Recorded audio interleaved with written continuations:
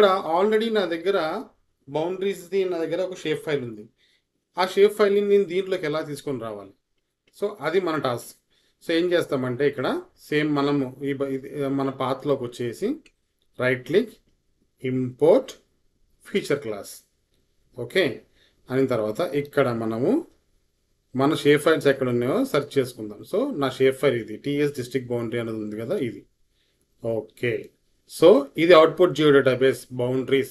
Okay చూడండి ఇక్కడ admin boundaries and బౌండరీస్లోకి వెళ్తుంది. అంటే మనం బౌండరీస్ లోపల ఉన్నాం కాబట్టి డైరెక్ట్గా స్ట్రైట్ అవే ఈ పాత్ తీసేసుకుంది అనమాట. రన్.